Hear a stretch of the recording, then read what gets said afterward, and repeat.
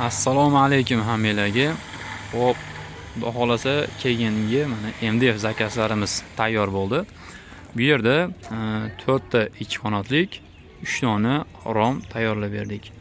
Bu o'zimizni Andijonda Paxtavotiga Ulug'bek akamizning uyiga, xudo xolasa o'zi ham ko'rayotgan bo'lsa, aka ishlaringiz tayyor bo'ldi. Xo'p, bu akamiz ham xuddi eslasanglar shu yerda ikkita oq, ikkita karishni eshik olgandim, xuddi shu fasonda.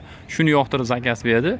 Xuddi mana fasonlari, rangi, laklarini bir xil holatda yasab tayyor qilib berdim, xudo xolasa. Xo'p, endi sizlarga buni MDF'larimizning materiali, narxi, qalinligi hammasini hozir bir chekkadan tushuntiraman. Bo'lmasam razmeridan boshladik. Xo'p, eshigimiz eni 1.10, balandligi 2.40. 3 oy eshigimiz bir xil razmerda. Bitta eshigimiz kichikroq, eni 1.10, balandligi 2.20. Derazalarimiz 3 dona. 3 og'ini razmeri bir xil, eni 1.40, bo'yi 1.60. 3 ta. 3 og'imiz ham o'rtada ko'zi ochiladi, oshimoshok zaverkalar qo'yilgan tayyor.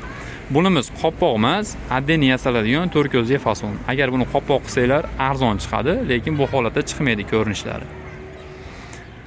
Xo'p, endi MDF'imiz materialiga keladigan bo'lsak, MDF'imizni qalinligi 0.8 MDF da qilingan. Rekalari bilan tayyor bo'lgan holatda 4.5 sm qalinlikdagi MDF da bo'lgan. Xo'p, abdalishkamizni kattaligi 10 sm. Xo'p, ichlariga ham bo'yamasdan mana biz MDF bilan komplekt qilib, MDF o'zini qoqib chiqamiz. Shuning uchun narxlarda ozgina farq qiladi.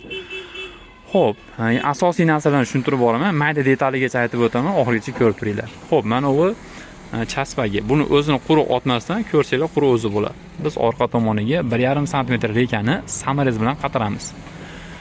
Chunki bu eshik yopilganda bunga udar keladi. Bu chiqib ketmaydi. Nimaga? Samarez ichlik buni ushlab qoladi. Uni ustidan keyin buni kelelab MDFni otamiz. Tepada rekasi ham xuddi shunday. Uni qalinligi 4 ga 3.5 sm reka. Baquvvat yopiladi. Xo'p, ham shumkalik qilib mana bu tomonida, bu tarafida shumka rezinkalari bilan birga qilib berganmiz. Zamogimiz eng asosiy keladigan bo'lsak, sinaqda millioniy zamog. Buni ichi mayda metalligacha, hatto serdeshnisiga dovur temir bo'ladi. Orqada qulfediyoni ham bor, shunisi ham temir. Yosh bolalar qatta yopishiga, osilib netishiga bemalol dosh beradi, sinib ketmaydi. Ko'rinish shunaqa bo'lganmi? Shunaqa pishiq sinaqda zamog. O'zimiz xonadonda ham shundan. Bizning ham yosh bolalar bor. Necha yildan beri sindirgan yo'q, boshqa bo'lgan yo'q, zo'r xizmat qilib beryapti. Shuning uchun sinaqda shundan qo'yib beramiz. Xohlasanglar boshqa zamogga o'rnatib beramiz, ular ham pishib. Xo'p, laklariga keladigan bo'lsak, laklarimiz glansiy lak qilib berganmiz. Bularimizga ikki slojdan lak sepilgan. Ko'ryapsizlar, mana bu yerlari oqshayib boshqa bo'lmagan. Tiniq holatda bitgan. Puli ancha-muncha farq qilishi mumkin, lekin ichki sifati shunga yarasha go'zal. Xo'p, maqtash emas, borini aytamiz. Endi biz montaj qilib, boshqa qilishni bilmaymiz. Oddiy shunday jaydaricha borini syomka qilib tushuntirib beraman. Xo'p, oynagimiz germetika bilan solingan. Nimagaki eshik ochib yopgan taraflaydi, ham sovib kiradi. Shularni hisobga olgan holatda germetika bilan har bitta ko'zini germetika bilan solib chiqamiz. Xuddi shu holatda hatto derazalarni ham germetika bilan qilib sovib kirmay taraflamas uchun shu holatda solib beramiz.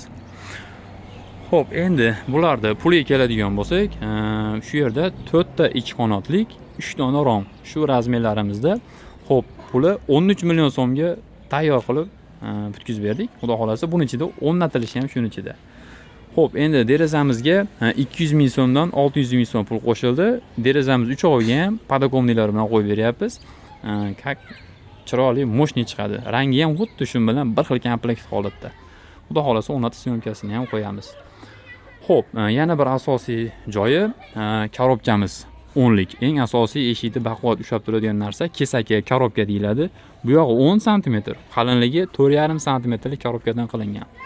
Bularda chekalari ham zahro chiqamiz mayda joyiga. Chunki bu qirrali bo'ladi. Buni esinglar yoki qo'lingizda sirpantirib yoki artsanglar, bu qo'lingizlar kesib berish mumkin.